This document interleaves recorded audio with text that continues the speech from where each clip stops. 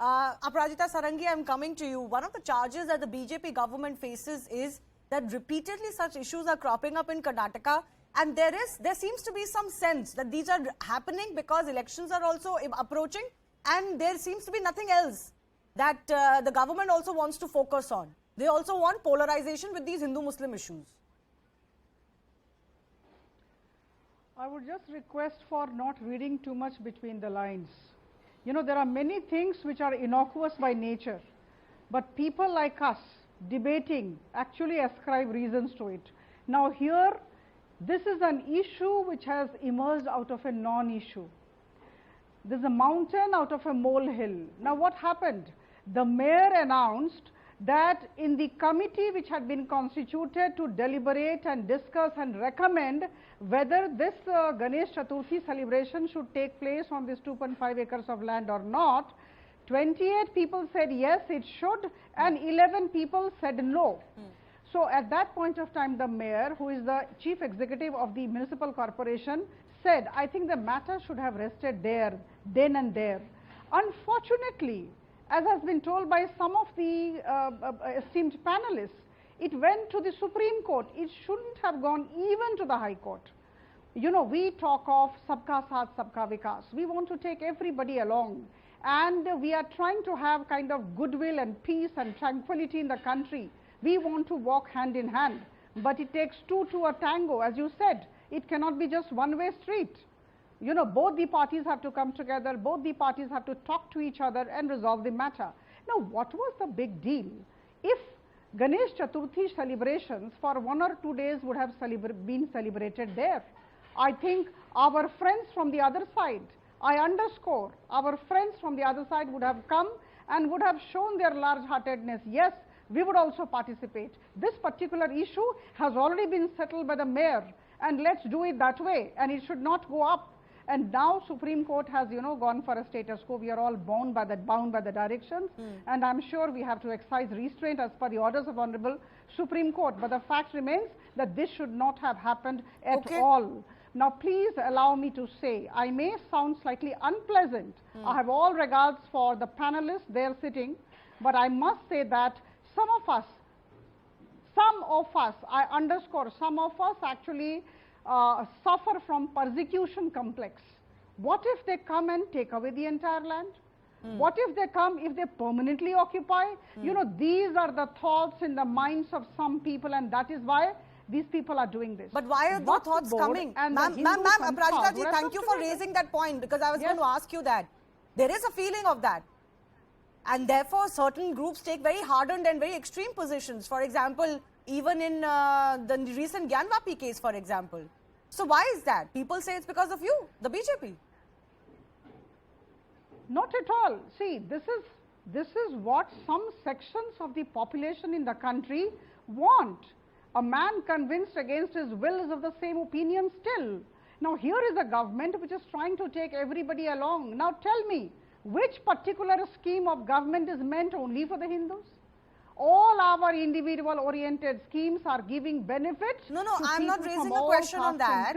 But there is a certain tinge to the politics of the BJP. Let's not run away from it.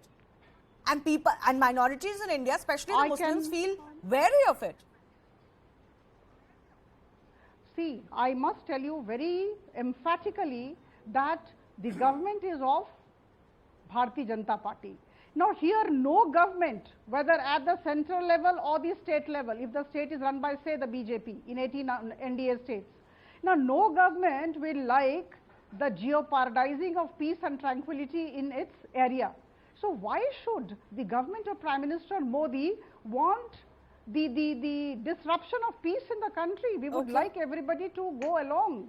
Now here the problem is, some of these sections of the population want to destabilize the nation. So a narrative is being created. Please try to understand. Okay, Maulana Kazmi wants to come in. Then I'll take some final comments as well. Maulana Kazmi, is that the problem here that, you know, आज अगर हम ये allow कर देंगे तो कल और demand हो जाएगी और उस वजह से ये position ली जाती है? Should the Muslim community not have come forward and said that, yeah, fine, this is a ground, let's say they believe they own, hold the Ganesh Chaturthi celebrations for 2 days, no big deal. Shivani ji, first of all, let me make it very clear. We respect our Hindu brothers and we respect Ganesh Chaturthi also. They are our big brothers.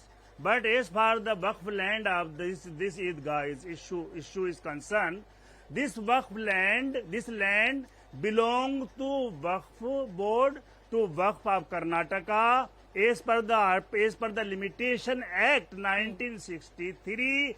By all the count, this land belongs to the Waqf, to Eidgah, and Eidgah is place of worship. On the two Eid, Bakri Eid and Eid al-Fitr, the worship is taking place there. Right. Worship takes place there. There is no celebration. This is namaz on two Eid, Eid al-Fitr but only or on two Bakri Eid. Eids, na sir, because it's a larger congregation. I get that. Continue.